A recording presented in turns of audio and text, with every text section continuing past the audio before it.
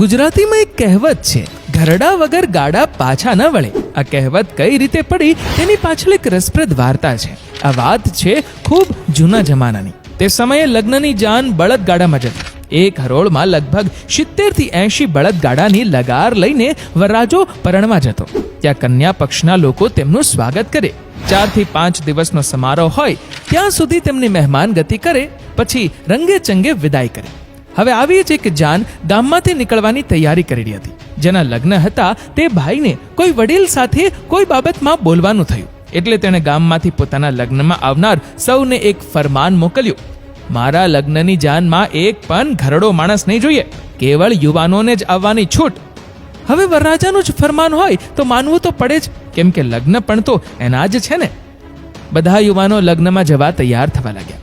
બળદગાડા તૈયાર થવા લાગ્યા. આમ જાનમાં જવા માટે સૌ તૈયાર થયા. તે દરમિયાન એક ભાઈને માં ન હતી, માત્ર પિતા જ હતા. તે પિતા સાથે ઘરે જ રોકાવા માંગતો હતો, પરંતુ તેના પિતાએ કહ્યું, બેટા તું જા, ગાડું તૈયાર કર, હું પણ સંતાઈને તારી સાથે આવીશ, જેથી તારો શોખ પણ પૂરો થાય અને મને એકલા અહીં મૂકી જવાનો તને અફસોસ પણ નહીં થાય. આખી જાનમાં માત્ર યુવાનો જ હતા. પેલા ભાઈના પિતા પણ છુપાઈને ગાડામાં બેસી ગયા. કોઈને ખબર ના પડે તેમ અસંગ ચાલ્યો. કન્યા પક્ષના લોકોએ ખૂબ સરસ રીતે આગતા સ્વાગતા કરી, પરંતુ જ્યારે એમને ખબર પડી કે જાનમાં એક પણ વૃદ્ધ વ્યક્તિ નથી આવ્યો, ત્યારે તેમને ઘણું આશ્ચર્ય થયું. 4 દિવસની રસમો પૂર્ણ થયા બાદ કન્યા વિદાયનો સમય થયો. કન્યા પક્ષના લોકોને વર પક્ષની પરીક્ષા લેવાનું મન થયું, એટલે તેમણે એક શરત મૂકી. અમારી કન્યાની ત્યારે જ વિદાય થશે જ્યારે કન્યાના ઘરની આગળ રહેલા કૂવાને તમે લોકો ઘીથી ભરી દેશો. વરપક્ષના લોકો બધા ચિંતાતુર થઈ ગયા. ભલા કૂવો ભરાય એટલું ઘી લાવવું ક્યાંથી? બધા યુવાનો એક જગ્યાએ ભેગા થઈ ચર્ચા વિચારણા કરવા માંડ્યા. હવે કરવું શું? ઘણા લાંબા વિચારને અંતે પણ તેમને ઉકેલ ના મળ્યો. જો આ શરત પૂર્ણ ના કરે તો કન્યા પિતૃગૃહે જ રહી જાય, જાન સાથે આવે નહીં. જો આવું થાય તો વરરાજાની આસપાસના 100 ગામોમાં ઇજ્જત કોડીની થઈ જાય, એટલે કન્યા વગર તો પરત ફરાય જ નહીં. આખરે કંઈ જ ના સૂઝતા તેમણે કન્યા પક્ષના લોકોને કહ્યું, કંઈક ઉપાય થઈ શકે ખરો? હા, થઈ શકે ને. તમે તમારા ગાડા અહીં જ મૂકી જાઓ અને ચાલતા જાઓ, હારી ગયાની નિશાની રૂપે. તો અમે કન્યાને તમારી સાથે જવાની મંજૂરી આપીશું. આ શરત તો કોઈ કાળે મંજૂર કરી શકાય એમ ન હતી. સૌ યુવાનો ઘી એકત્ર કરવા માટે શું શું થઈ શકે એ વિશે વિચારવા લાગ્યા.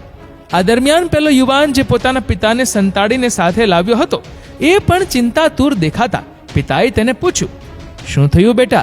જાન ઉગલવામાં આટલી વાર કેમ લાગી રહી છે? અને તું આમ આટલો ઉદાસ કેમ છે? શું થયું? છોકરાએ આખી વાત વિગતવાર પોતાના પિતાને કહી. પિતા બોલ્યા, બસ આટલી જ વાત?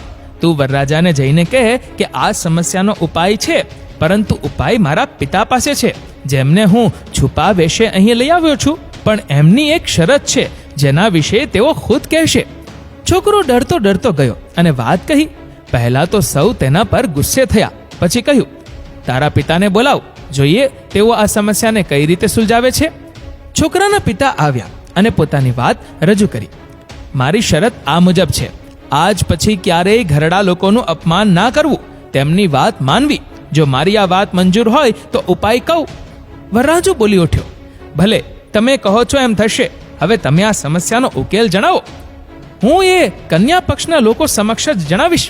તેણે મંજૂરી આપી. પછી સૌ વડીલની આગેવાનીમાં કન્યા પક્ષના લોકોને મળવા ચાલ્યા. જાનૈયાઓ સીધા જ કન્યા પક્ષના લોકો સમક્ષ પહોંચી ગયા. વડીલે કહ્યું, અમને વર પક્ષને તમારી શરત મંજૂર છે, અમે આખા કૂવાને ઘીથી ભરી દઈશું, પરંતુ સામે એક શરત છે કે તમે પહેલા આ કૂવો પૂરેપૂરો ખાલી તો કરો. અમને કૂવો તદ્દન ખાલી જોઈએ. જો તમે કૂવાને ખાલી કરી દો તો અમે એને ઘીથી ભરી દઈશું. કન્યા પક્ષના લોકો ખુશ થઈ ગયા અને કહેવા લાગ્યા, આ તમારી પરીક્ષા હતી, તમે કેવી રીતે એનો ઉકેલ મેળવો છો એ અમારે જોવું હતું. વરરાજા અને બીજા બધાએ મળી વડીલને ઉચકી લીધા. ત્યારબાદ કન્યા પક્ષના લોકોએ વર પક્ષનાને અનેક ભેટ સોગાદો આપી રંગે ચંગે વિદાય આપી. બસ ત્યારથી જ કહેવત પડી, ઘરડા વગર ગાડા પાછા ના વળે. એટલે જ તો કહીએ છીએ કે ઘરડાઓને માન સન્માન આપો, એને લાત મારીને ઘરની બહાર ન કાઢો.